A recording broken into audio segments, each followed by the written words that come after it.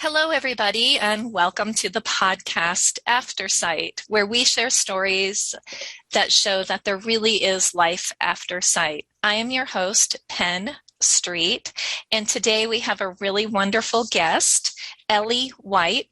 Ellie is a native Coloradoan, which there's not a lot of native Coloradoans actually still in Colorado because a lot of people move out of state, which we don't understand why, because everybody wants to live in Colorado. But Ellie is a student getting her associate's degree, and her goals are to go on, of course, and get her law degree, to end up with her law degree after her master's in social work. So Ellie, welcome to the program. I'm so excited to have you here today. Yeah. Thank you so much for having me. So Ellie, tell us a little bit about, for one, why do you want to go into, social work and then end up with your law degree? Yeah, so it's a big passion of mine to help other people and to help them live their goals to the fullest. I don't want anything to stop anyone, and I just want to help them, be themselves and achieve what they can. And I feel like in social work, you don't have to go into focused areas, field specific and everything like that. Right. So I can help with counseling if, my heart desires, and I can also go into advocacy. Yeah. And, do all sorts of areas like that where I can just, help people, just be themselves and, don't let anything stop them. And then I also want to go into law pretty much for that exact same reason, but, kind of to a higher, kind of reach, if you will, where it's not so much kind of emotional and personal experiences, but in law, it's kind of a wider, more kind of public experience. Yeah. So I also want to do that to show the public, you don't get to tell people how to live their lives. Yeah. Have you run into some areas? I know you're still young, but have you run into issues or circumstances in your young life where you're like, wait a minute, this is wrong, and I want to be part of the solution?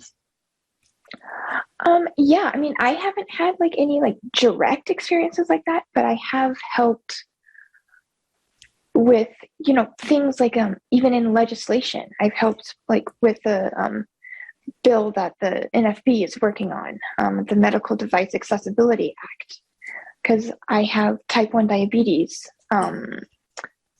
with my vision loss actually is part of a rare genetic disorder that I have, called Wolfram Syndrome. And it causes me to have type 1 diabetes and progressive vision loss. So I have to have an insulin pump and all these medical devices that are not accessible.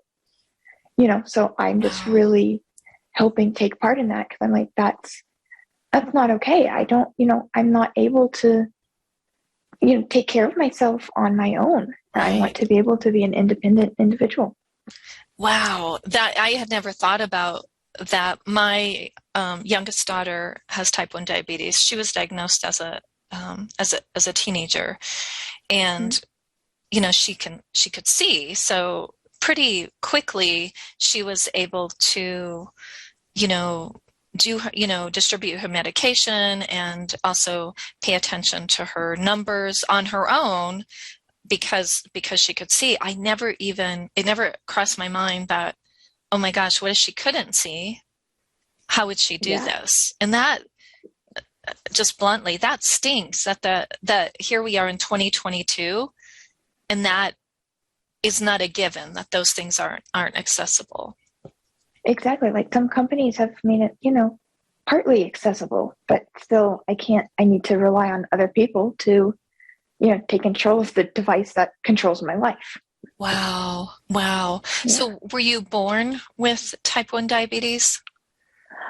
No. So I was diagnosed with type 1 diabetes when I was 3. Oh, wow. Which was extremely weird in my family, because I do not have a family history at all of diabetes. And then later, when I was about 8, I was diagnosed with this disorder, Wolfram Syndrome. And at the time, I was the only person with it in Colorado. Oh, wow. Yeah. What, tell us a little bit more about Wolfram syndrome, and because I know you are part of the organization that's bringing about awareness with this rare disease. Yes, yeah. So with Wolfram syndrome, it causes type 1 diabetes. It causes progressive vision loss. It can cause luckily I'm not affected by it yet, but not saying I won't be. Yeah. But it has progressive hearing loss. It has progressive coordination issues. So I dance even still to this day, like 9 hours a week. Wow. And eventually it affects like the brainstem, which controls, your breathing, respiratory. Yeah. So unfortunately, it's a terminal disorder with a life expectancy of like 30 to 40 years. Wow. So I'm just, I started when I was 8. I was working on starting a nonprofit organization that got started when I was about 11. The Ellie White Foundation for Rare Genetic Disorders. And I spread awareness about this condition all over the country, and actually all over the world. I've had even families reach out to me like from China and everything. And I also do fundraisers to donate to the researcher in St. Louis, Missouri. Have you met other people with this syndrome? Yes, I have. I've met, I think it's like now, I think there's like 4 other families in Colorado. Oh, wow. That I've met with it. And I've met, a lady from like New York. I've met, some people from Florida, from California. Yeah, I've met, people all over because we try to do we call it the Wolfram Clinic in St. Louis, Missouri. We get as many Wolfram patients from all over the world as we can together to, not only meet each other and everything, but we see like 27 different specialists in 4 days. Wow. That's amazing that you're part of that and you were in the forefront of getting that off the ground. I'm sure that the families, especially the families that have small children, really do look at you as the light that they can, look towards. Thank you so much. Yeah, I really try to, bring them light and show them that, and like you said, there is life after sight. And, absolutely. I just show them that there's not only life after sight, but there's even life after anything, like life after diagnosis, if you will. Yes, exactly. Yeah. That's for sure. Yeah, I know. I've shared on the podcast that I have Stevens-Johnson syndrome, which is still extremely rare. And I did not meet another person that had it until, oh my goodness, I think I was late 20s, maybe early 30 years old. And I met this little girl who lives in Westminster. Hey, Julie. And it really changed my life because I really did feel like I was the only person on the planet that was dealing with this. And like Wolfram's, like there's a lot of, it's not just vision loss or just hearing loss or heart, organ issues. It really does kind of take over the whole body. And it was so, I remember that moment when I met her and, and she was little, she's a lot younger than me. She was only, I think maybe 7 or 8 when I met her for the first time. And now, we have similar things. We have we do walks and clinics, and we used to meet in Boston every so often, and it was incredible. So I know how important it is especially when you have something that's so rare, to know that there's other people out there. And it's so amazing to me that now you're the one that's giving back to them and giving them hope and guidance. That's really awesome, Ellie. Thank you so much. Yeah. So when how is school going? Is it is it hard with some of these other health issues? It sounds like you're a trooper because, like you said, you're still dancing 9 hours a week. That's amazing. Thank you. Yeah, so I started losing my vision when I was about in it was like fifth grade. And was so I was at that time I was living up in the mountains in Colorado. Okay. So I wasn't aware of like kind of the tools out there. Like I wasn't aware of the NFB, and I didn't even know like really what Braille was. Yeah. And stuff like that. So I was just kind of, pushing through school, and luckily I have an amazing family that would help me with all my schoolwork and stuff like that. But I was just like saying like, I was just, struggling through it, but I made it. Yeah. I actually ended up even graduating high school when I was 16 years old. Wow. That's awesome, Ellie. Thank you so much. Yeah, and then I immediately started college, still not knowing like what kind of things are out there for me.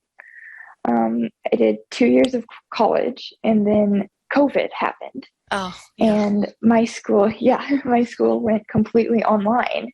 Oh. And at that time, I'm just like, I don't have the skills to do this. Like, I can't do school completely online because, at the time I didn't have JAWS, I didn't have a screen reader. Oh, wow. Yeah, I didn't have anything to like help me with it. And, I didn't want to like, have my mom and my brothers like go through college again. So then I, was considering going to the Colorado Center of the Blind. Yeah. I've been considering it, a couple of years before COVID started. But then when COVID happened and I was, out of school, I was taking a gap year, I really thought like, wow, I think this is a sign. Yeah. So I reached out to Julie Deedon at the Colorado Center of the Blind, and I actually got started there in October of 2020. Oh, wow. Yeah, which was so amazing. were they still remote? Were they working remotely, or were they in person? So luckily when I started, they were in person, but then when COVID spiked again, we went quarantine from like November through mid-January. Oh, okay. But then at like the end of January of 2021, it then went all back to person. Okay. So I moved into like that apartments to do the residential program. Yeah. Which is amazing because I like never saw myself living on my own. Oh. I made so many amazing friends that I'm still great friends with today. Yeah. And I learned all these amazing skills. Like I wasn't using a cane until I started at CCB. Wow. I now am comfortable and confident with using a cane for all my travel. I've learned how to read, Braille. I'm still, slow at it, but I can do it, which is, really, really helpful. I learned technology, like with JAWS and screen readers and stuff. I can whiz through the internet now, which is awesome. Wow. Yeah, I just feel like so much more confident now that I, advocated for myself and said like, I need to get help, which I know is, for me, it's really difficult admitting that I need help and admitting that I have like a problem, and that like, it's, reaching out, but I did it. I stepped through, and that was seriously, I think one of the best decisions I've ever made because I am so much more confident with everything now. Yeah. I hear it over and over, Ellie, about how many students, even now, and it still just shocks me because I've interviewed several people that are your age or even younger than you that have a similar story, that they went through elementary, middle school, high school without the tools that they needed to be a successful student, but they were still successful students. And you know, some of them had, you know, really great parents like you did. And some of them, you know, just had great teachers or whatever. But it's just amazing to me that kids are still having to go through that. Like, it made sense when I was young.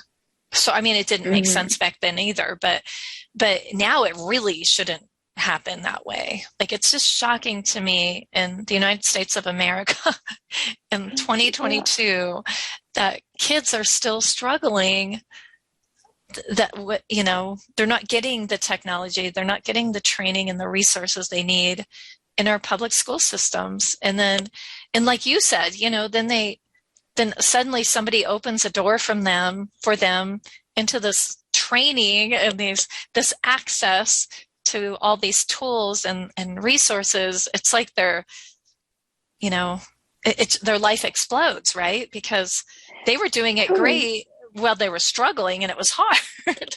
And now it's like, oh my gosh, I don't have to, you know, fumble with the computer. Like, I can actually hit a few keystrokes and I know I can get on the internet.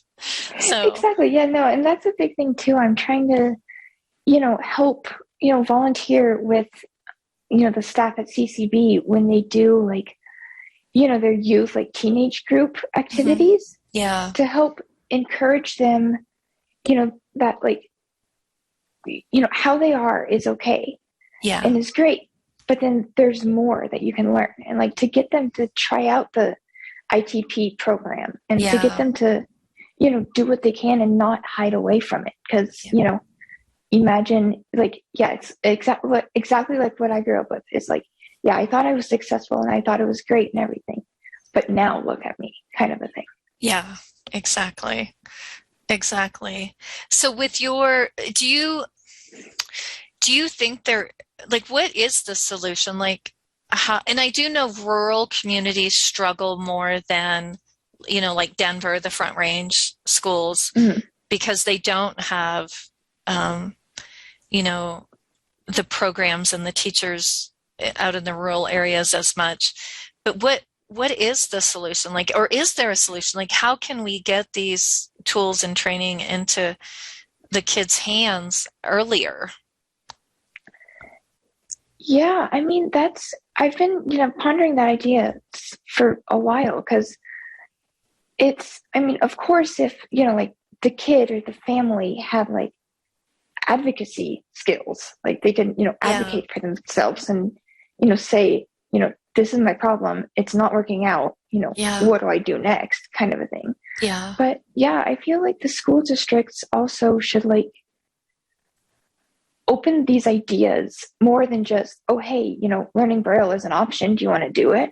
And because that's exactly what happened to me. Like, eventually, like, I think it was like my junior year of high school, it's like, learning Braille is an option, do you want to do it? And I'm like, no, I'm fine, I can still see a little bit, like, I'll be fine, kind of a thing. But then, so I think if they can, like, kind of approach it with a kind of, I wouldn't say happier, but, like, a kind of more, like, inspirational kind of outlook, like, you know, learning Braille is an option, imagine what you can do with it. You know, you can read books, you can do technology, you can, you know, look at what you can do, you know, after you have all this kind of training. Yeah. If they do it like that and kind of just, you know, put a smile on the kid's face about it. Like, keep it more positive. Could really help. Yeah. Exactly. I often wonder too, if with adaptive technology, if it would just be offered not just to the students that needed it, but, like, I know when I started learning Braille, my older brother thought it was really cool, and so he wanted to learn Braille too, and he's sighted, but because he thought it was cool, it made me want to learn it more.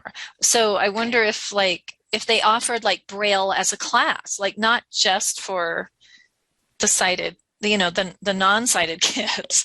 Or even, I totally agree too, because that would help them, like, feel like they're not, like, you know, so special, or, you know, so, you know, like, unique, or have so many problems. They have to be taught Braille on their own. They just, like, would have that as, like, a foreign language kind of a class. Exactly. Yeah. I think it would bring so much more like happiness to, to the kids who are struggling. And even ASL, American Sign Language, like I Yeah, would I have remember loved, I took that a couple of years in high school. Yeah. Yeah. So that it's, or even adaptive technology, everything is audible now, not just for people who are blind or low vision, but everything's audible. And I even heard a story this morning on NPR. They were talking about how to listen to audiobooks. Like there's actually like training on how to listen to audiobooks, which sounds silly to me, like, because it's second nature to me, but I never thought of it as that's something that you could actually learn, that's a skill. Listening is a skill. Yeah, no, that is really interesting. Yeah. So with technology going so audible too, is why don't they offer that at schools as a class? Like this is all the technology that's out there, and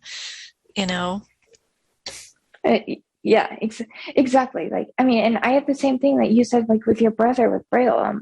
When I was learning Braille at CCB, I kind of taught some to like my mom and my youngest brother. They were interested in it. And, we would have a joke that like it's our, secret language. Yes, like that. exactly. Yeah, which, made it so much more fun even for me. I'm like, hey, look at this, Yeah. we can do something. Exactly. Ellie, can people find out more about the organization that you're part of? Yes, please. Yeah. I'm, all about spreading awareness. How would they do that? Like, what's the best way to find out more about it? Yeah, so you can go to the EllieWhiteFoundation.org. The Ellie White Foundation for Rare Genetic Disorders is the name of my foundation. And yeah, you can check it out to see what I do, kind of like what my story is, what events I might have coming up, or like donations, anything is just greatly appreciated. And I tell people, like, it's not an invite only kind of thing. Like, please spread the word to your friends, have them spread the word to their friends. Just please share it to everyone. And so all of our listeners out there, and I know you're around the world, we see the analytics and we know where you are. And so if you or somebody has this rare syndrome or would like to learn more about it, definitely check out EllieWhiteFoundation.org. And again, that's Ellie, ELLIEWHITE Foundation.org. Well, Ellie, thank you so much for being part of the podcast today. And I have a feeling that your website will be getting a lot of traction because we have amazing audience out there listening. And I really thank you for inspiring us and sharing your story. And I know it really is going to touch people's hearts. Do you have any last? Thank you so much for having me on. Absolutely. Do you have any last words of inspiration or message to the audience? I mean, I just would say, like I said earlier, don't let anything stop you. Don't let anyone say you can't do something. Just, put your best foot forward and say, this is me. I'm doing this. You can't tell me no, kind of a thing. Exactly. And I love, and I see it in my head, you just dancing. I just keep dancing. Yeah, keep dancing. Don't stop. Exactly. Well, thank you. Thank you, Ellie. And thank you, everybody out there in podcast world. We love seeing your comments, and please don't hesitate to reach out to us. If you have a story you would like to share, or if you know somebody who has a story that would like to share with us, don't hesitate to reach out to me. It's Penn, PENN, at AINcolorado.org. And again, that's Penn, PENN, at AINcolorado.org. aftersight.org. And have a beautiful day and find a way to be nice and kind to somebody today.